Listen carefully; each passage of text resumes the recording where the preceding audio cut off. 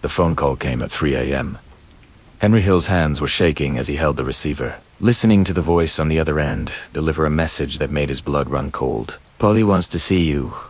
Tomorrow. Alone. In the world of organized crime, those 6 words were often the last thing a man heard before he disappeared forever. Henry knew what it meant when Paul Vario summoned you like that. He'd seen it happen to others. Friends, associates, people who thought they were untouchable. They'd get the call, show up for the meeting, and their families would spend the rest of their lives wondering where the body was buried. But here's what Henry didn't know yet. What nobody could have predicted was that this particular meeting would set in motion a chain of events that would bring down one of the most powerful crime families in American history. Because Paul Vario wasn't just any mobster. He was a capo in the lucchese crime family. A man whose word was law in Brooklyn, and whose reach extended into every racket from JFK Airport to the streets of Queens. Cross him once, and you might get a warning. Cross him twice, and you were already dead. You just didn't know it yet. The question that kept Henry awake that night wasn't whether Paulie knew about his recent indiscretions. In Vario's world, Paulie always knew everything. The question was, had Henry crossed the line from which there was no return? If you love true crime stories that expose the real inner workings of the mob, the kind of stories Hollywood tried to tell but never got completely right, hit that subscribe button right now so you don't miss our next deep dive into organized crime. And drop a comment below telling us where you're watching from and what time it is in your city. Are you watching this at 2 a.m., unable to sleep, or are you binge watching during your lunch break? Let us know. And if you're a true crime fanatic like us, smash that like button and share this with someone who can't get enough of these stories. Trust me, you're going to want to see where this goes. Now, let's dive into the true story of Paul Vario, the man who inspired one of cinema's most iconic mob bosses, and discover why crossing him didn't just mean breaking a rule. It meant signing your own death warrant. Paul Vario wasn't born into the mob. He built his way into it, brick by bloody brick. Born on July 10th, 1914, in New York City to Italian immigrants, Vario grew up in a world where the American dream and the criminal underworld weren't opposites. They were two sides of the same coin. His father ran a legitimate business.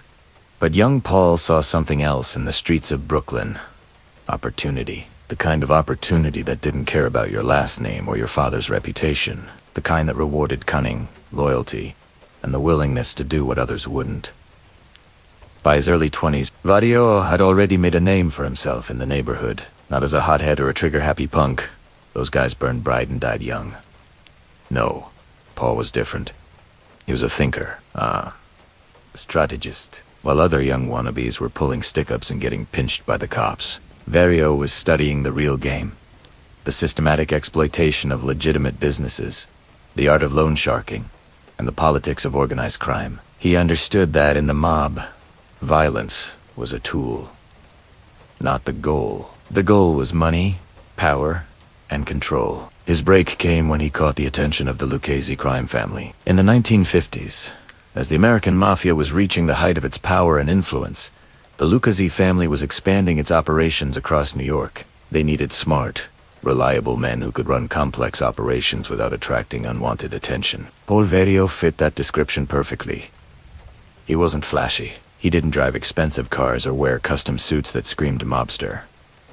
He looked like a successful businessman, because in many ways, that's exactly what he was. A businessman whose business just happened to be crime. Vario's territory became the Brownsville's New York section of Brooklyn, and he ran it like a Fortune 500 executive runs a corporation. He had his fingers in everything. Bookmaking, loan sharking, truck hijacking, labor racketeering, and extortion. But his crown jewel, his masterpiece, was his control over operations at John F. Kennedy International Airport. This wasn't just another racket.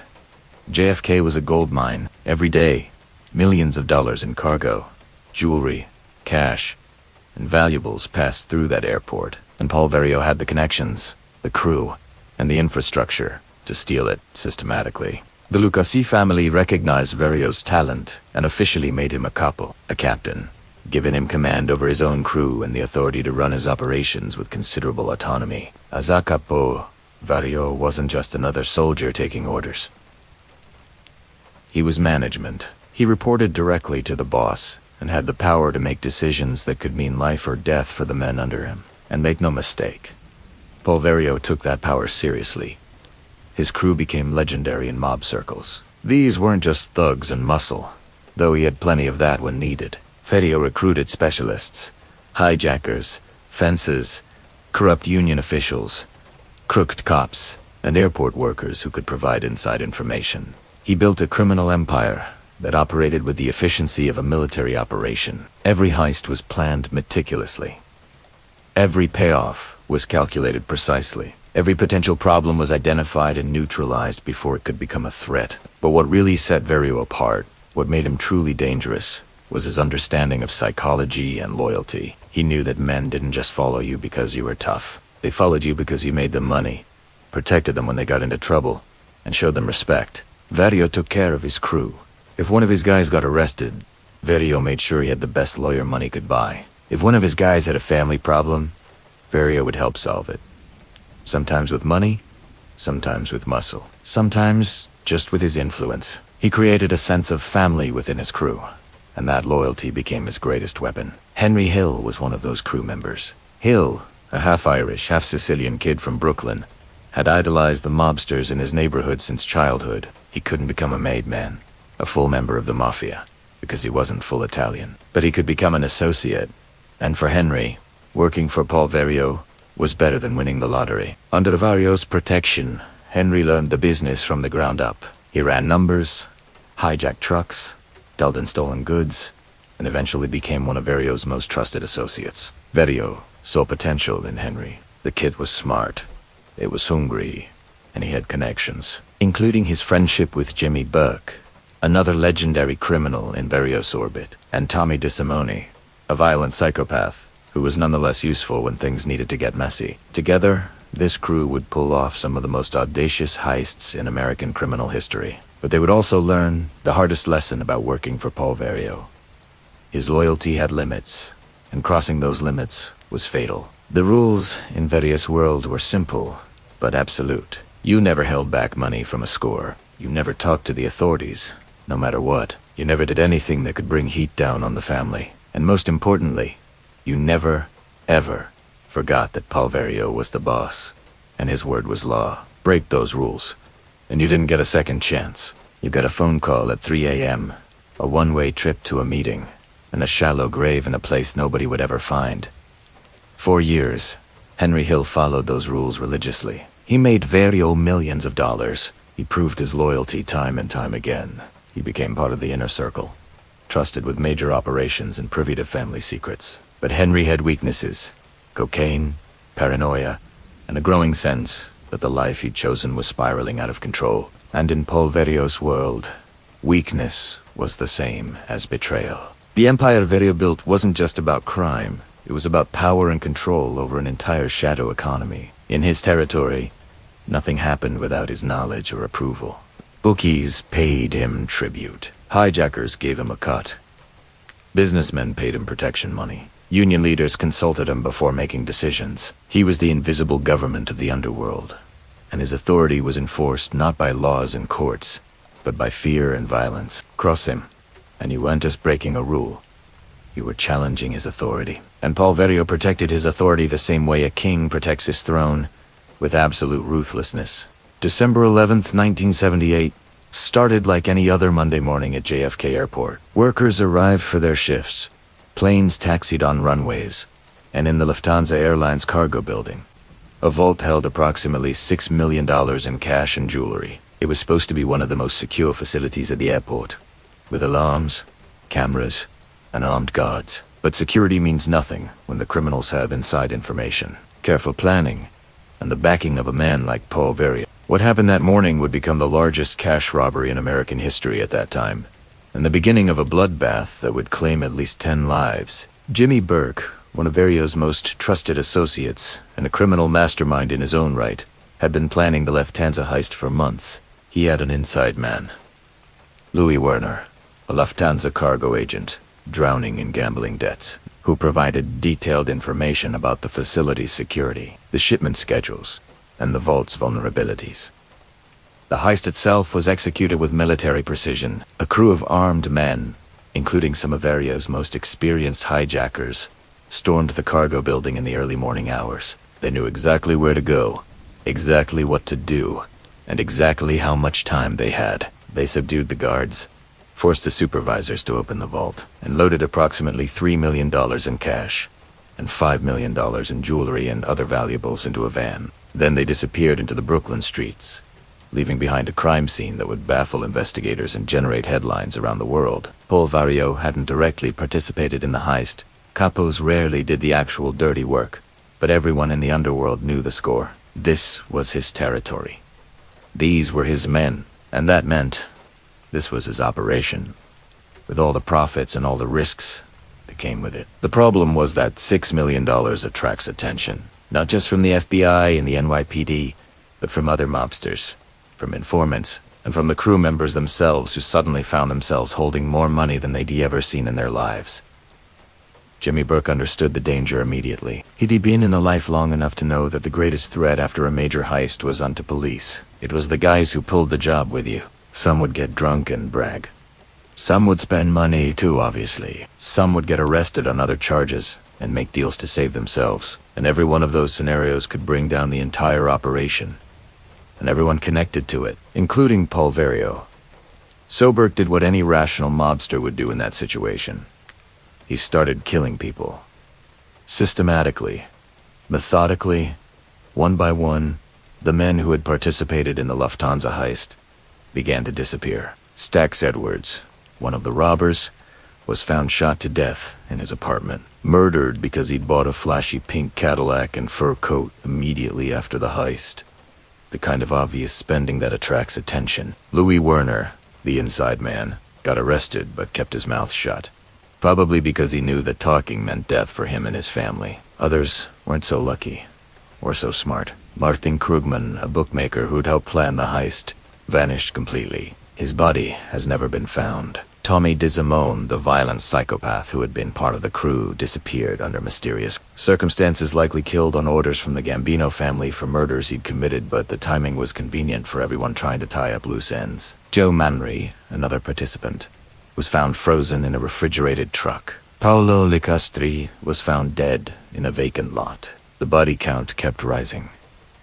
And the message was clear. The Lufthansa heist had become a death sentence for everyone involved. But here's where it gets really interesting, and where Paul Vario's role becomes both more complicated and more revealing. Vario was, by all accounts, furious about how the Lufthansa heist was handled. Not because it happened. He had no problem with the actual robbery. The problem was the aftermath. Jimmy Burke was supposed to be smart enough to keep things quiet, to distribute the money carefully, to make sure nobody did anything stupid that could bring heat down on the entire operation. Instead, Burke was leaving a trail of bodies that was attracting more attention than the heist itself. From Vario's perspective, this was a management failure.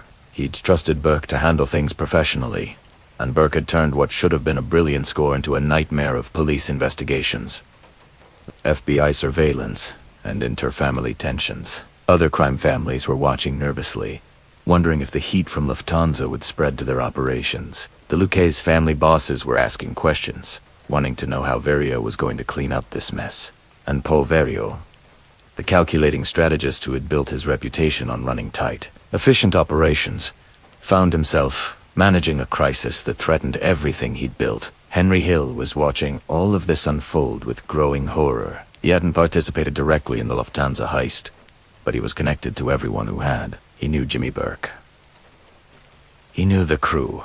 He knew Paul Vario. And he was starting to realize something terrifying in the mob's twisted logic. Knowing too much was just as dangerous as doing too much. Henry understood that he was surrounded by men who would kill him without hesitation if they thought he posed a risk, even if that risk was purely theoretical. The paranoia was eating Henry alive, and he was making it worse with cocaine. By the late 1970s, Hill had developed a serious drug habit, which was a violation of mob rules and a sign of weakness that men like Vario despised. Cocaine made you unpredictable, sloppy, and vulnerable. It made you a liability. And in Paul Vario's world, liabilities were eliminated. But the real crisis came when Henry got involved in drug dealing. The mob had complicated feelings about narcotics.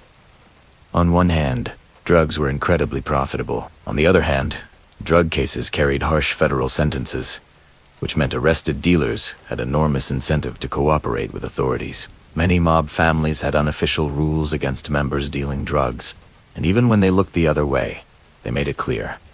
If you get caught with drugs, you're on your own. The family won't protect you, and if you even think about cooperating with the feds to reduce your sentence, we'll kill you and everyone you love. Henry Hill didn't just think about dealing drugs. He jumped in with both feet. He recruited other Vario crew members. He set up operations. He made serious money, and in doing so, he violated one of Paul Vario's cardinal rules and put the entire crew at risk of long federal sentences. When the inevitable happened and Henry got arrested on drug charges in 1988, Paul Vario faced a decision that would define his legacy. What do you do with a loyal associate who has become a dangerous liability? The traditional answer was simple. Kill him, make it look like an accident, or don't. Either way, the problem would be solved, and the message would be clear to everyone else in the crew. But Henry Hill wasn't just any associate. He'd made Vario a lot of money over the years. He had deep connections throughout the crew, and killing him might create as many problems as it solved, especially if Henry had taken precautions or left evidence that could surface after his death. Vario chose a different approach, one that would ultimately prove to be a fatal mistake. Instead of killing Henry immediately, Vario tried to manage the situation. He provided some money for legal defense. He sent messages reassuring Henry that everything would be okay, but underneath those reassurances, Henry could sense the truth. Paul Vario was calculating whether Henry alive or Henry dead was better for business, and that calculation could change at any moment. To understand why crossing Paul Vario meant death, you have to understand how he built and maintained his power. This wasn't a man who ruled through random violence or emotional outbursts. Vario's enforcement system was methodical, strategic, and designed to send specific messages to specific audiences. Every punishment served a purpose. Every execution was a teaching moment for the rest of the crew. In the early years of Vario's reign, there were challenges to his authority. There always are when a new capo takes control of territory. Small-time operators who didn't want to pay tribute. Ambitious underlings who thought they could run things better. Rival crews testing boundaries to see how much they could get away with. Vario dealt with each challenge decisively, using just enough violence to make his point without triggering a larger conflict that would attract unwanted attention from law enforcement or the Lucchese family leadership. One of the most revealing examples of Vario's methods involved a bookmaker who thought he could operate in Vario's territory without paying the required percentage. The bookmaker was making good money, and he convinced himself that Paul Vario either didn't know about his operation or didn't care enough to do anything about it. Both assumptions were fatal mistakes. Vario knew about every bookmaking operation in his territory. That's why he was Paul Vario, and he cared deeply about enforcing the rules. Because allowing one person to break the rules meant everyone would try. Vario didn't send thugs to beat up the bookmaker. He didn't make threats. Instead, he invited the bookmaker to a friendly meeting, ostensibly to discuss potential business opportunities. The bookmaker, thinking he'd somehow escaped Vario's notice or earned his respect, showed up confident and relaxed. During that meeting, Vario was charm personified. He asked about the bookmaker's business, complimented his success, and then casually mentioned that he was aware the bookmaker had been operating without proper authorization. The bookmaker tried to explain, tried to make excuses, but Vario cut him off. "Here's what's going to happen," Vario said calmly. "You're going to pay me the percentage you owe for the past 6 months, plus a penalty for the disrespect. Then you're going to pay me the regular percentage every week from now on. Or you're going to stop taking bets in my territory. Those are your only 2 options." The bookmaker, now terrified, asked what would happen if he chose a third option, like going to a rival family for protection or trying to operate secretly. Vario smiled. "Then you'll disappear," he said matter-of-factly, "and everyone will know why. And the next bookmaker who thinks about disrespecting me will remember what happened to you." The bookmaker paid. They always paid. Because Paul Vario's reputation was built on the absolute certainty that he would follow through on his promises. Both the good ones and the terrible ones. When he said he'd protect you, he meant it. When he said he'd kill you, he meant that too. This systematic approach extended to every aspect of Vario's operation. When someone in his crew got arrested, Vario had a clear protocol. Provide a good lawyer, make sure the guy's family was taken care of while he was in jail, and make absolutely certain he understood that cooperating with authorities was not an option. Vario would visit guys in prison, send messages through intermediaries, and maintained just enough connection to remind them that their loyalty was being watched and rewarded, but also that betrayal would be discovered and punished. The punishment for cooperation wasn't just death, it was erasure. Vario wanted people who informed on the family to disappear so completely that they became cautionary tales, whispered about in social clubs and private conversations. Bodies would be disposed of in ways that made them impossible to find. Families would be left wondering for decades what happened. The uncertainty was part of the punishment, part of the deterrent that kept other potential informants silent. Tommy DeSimone's fate illustrated this perfectly. Tommy was a made man in the Lucchese family, a violent enforcer who had committed numerous murders on behalf of the organization. But Tommy had a problem.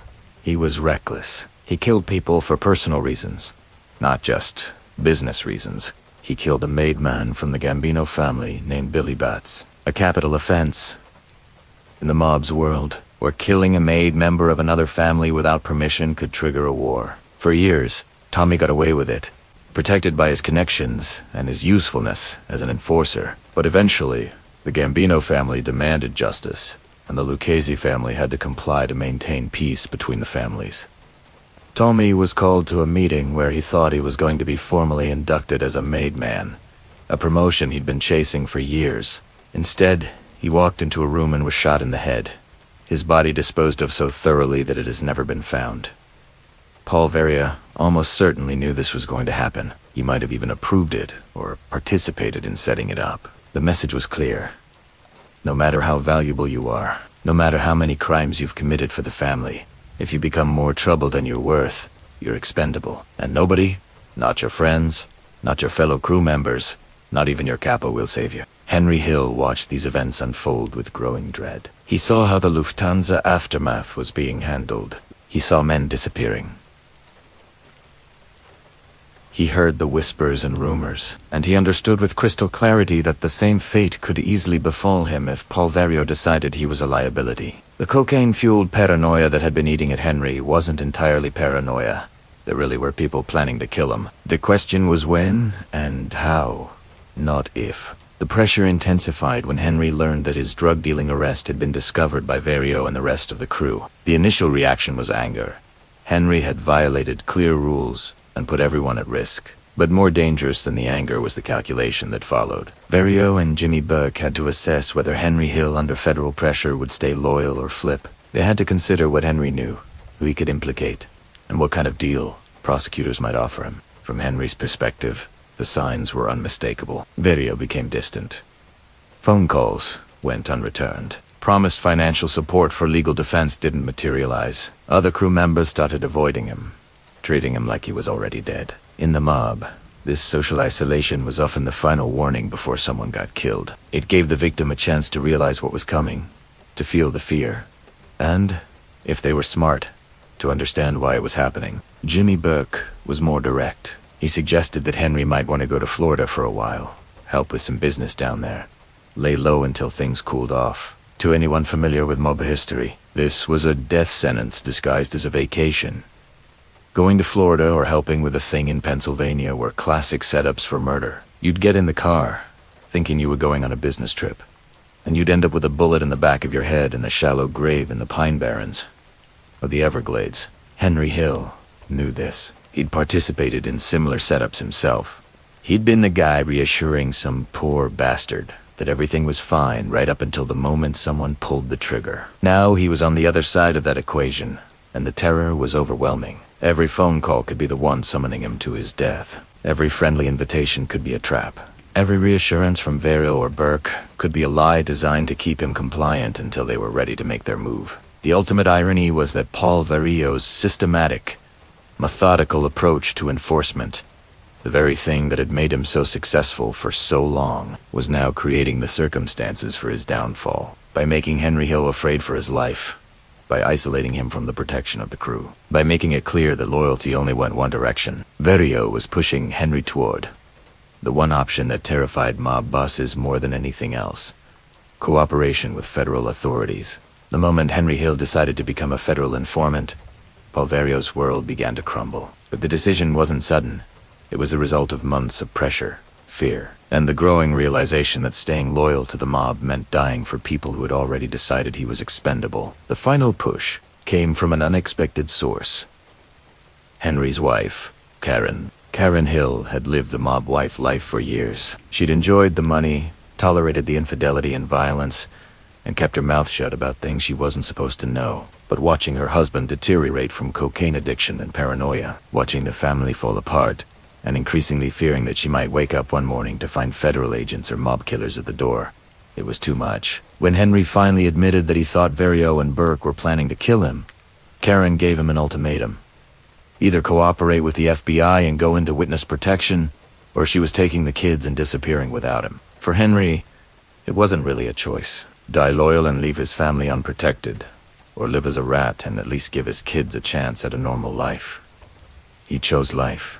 Barely. On June 6th, 1980, Henry Hill walked into a federal office and began telling prosecutors everything he knew about Paul Vario, Jimmy Buck, the lucchese crime family, and decades of organized crime operations. The floodgates opened. The information Henry provided was devastating. He gave prosecutors detailed accounts of murders, including his own involvement in helping dispose of bodies. He had described the structure and operations of Vario's crew, naming names and explaining the hierarchy. He revealed the inner workings of the Lufthansa heist aftermath, though he couldn't provide direct evidence of the murders since he hadn't participated in them. He explained the airport hijacking operations, the bookmaking networks, the loan sharking operations, everything. For Paul Vario, the news that Henry Hill had flipped must have felt like a punch to the gut, not because of the specific crimes Henry could testify about. Vario had been insulating himself from direct involvement in criminal activity for years, precisely to avoid this kind of situation.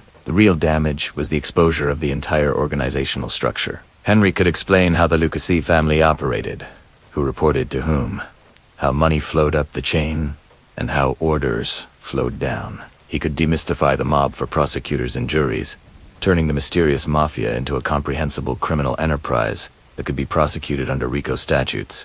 The Racketeer-Influenced and Corrupt Organizations Act, RICO, was specifically designed to take down organized crime by allowing prosecutors to charge entire criminal enterprises rather than just individual crimes. But RICO cases required evidence of a continuing criminal enterprise, and they required witnesses who could explain how that enterprise worked. Henry Hill became the government's star witness in multiple cases, and his testimony was crucial in securing convictions that might otherwise have been impossible. Paul Vario was indicted on multiple charges. The man who had ruled Brooklyn's underworld for decades suddenly found himself fighting for his freedom in courtrooms where his reputation and his threats meant nothing. The carefully constructed empire he'd built through decades of strategic planning and ruthless enforcement was being dismantled by the testimony of a cocaine-addicted associate who had violated mob rules and paid for his betrayal not with death, but with immunity and relocation.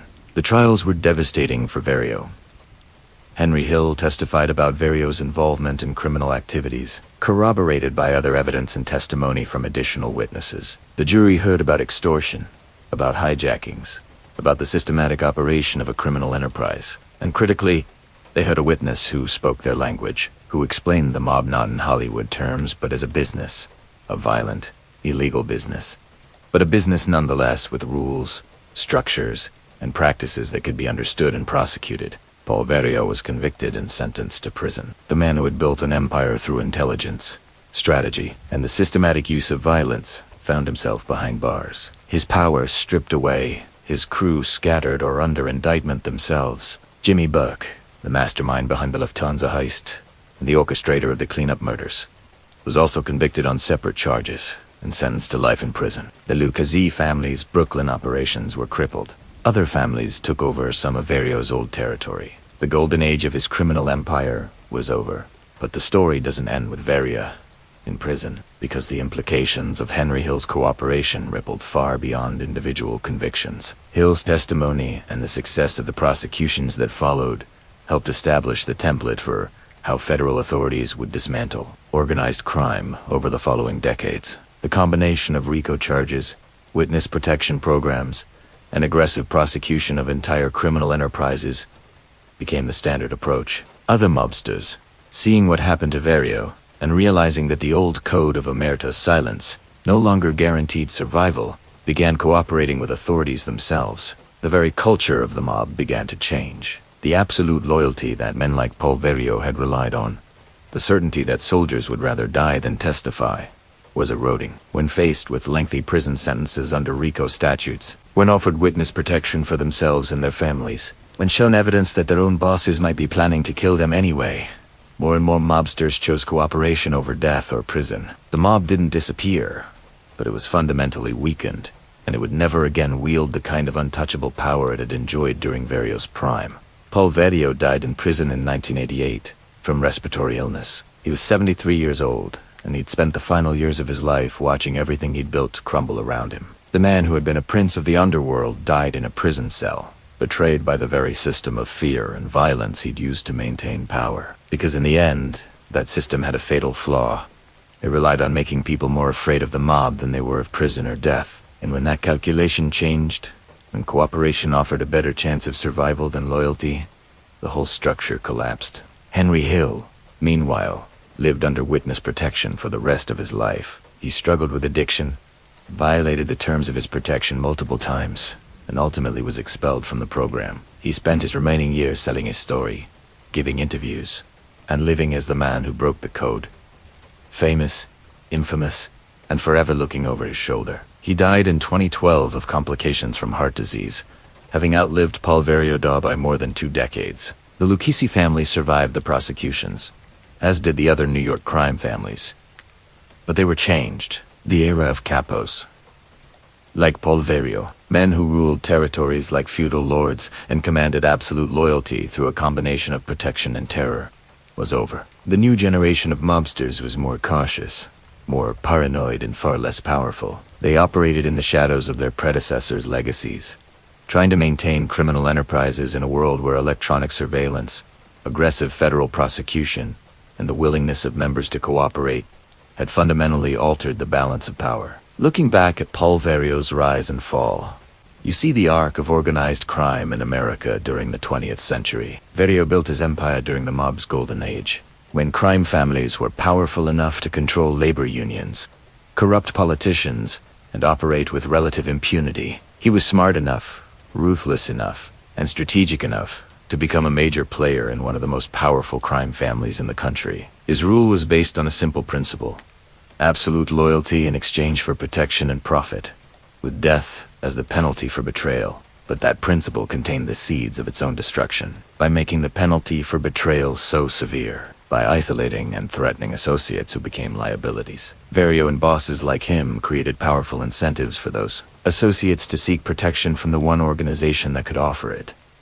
The federal government, the Witness Protection Program, combined with RICO statutes and reduced sentences for cooperation, offered a way out. And once the first major witness broke ranks and survived, once Henry Hill testified and lived to tell about it, the foundation of mob power began to crack. Crossing Paul Vario meant a death sentence, not because Vario was uniquely cruel or violent, but because he understood that his power rested on a reputation for absolute enforcement. Every rule broken without consequence, every betrayal left unpunished, would weaken his authority and invite challenges. So he was ruthless in enforcing loyalty, systematic in punishing betrayal, and willing to kill friends and longtime associates if they threatened his operation.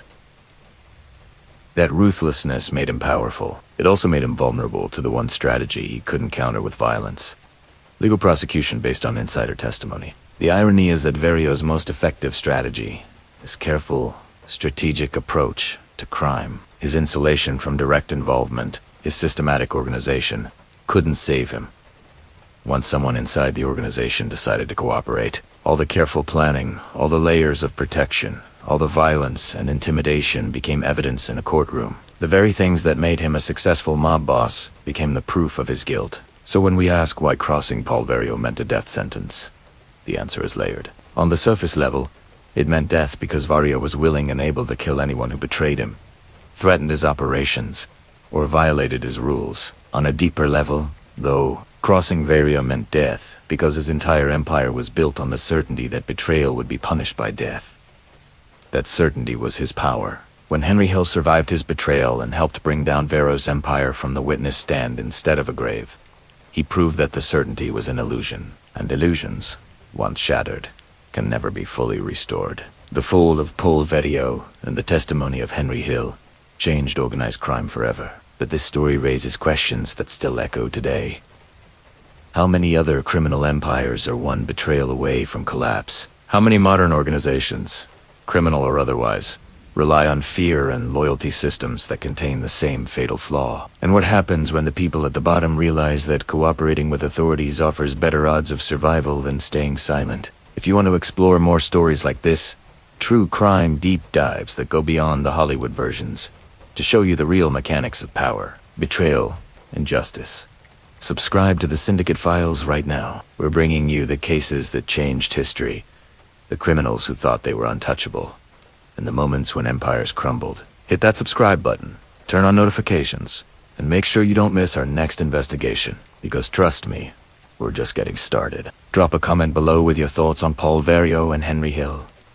Was Henry a rat who deserved to live in fear for the rest of his life? Or was he a survivor who made the only rational choice? Let us know what you think, and share this video with anyone who's fascinated by the real stories behind organized crime, the Syndicate Files, where we expose the truth behind the legends.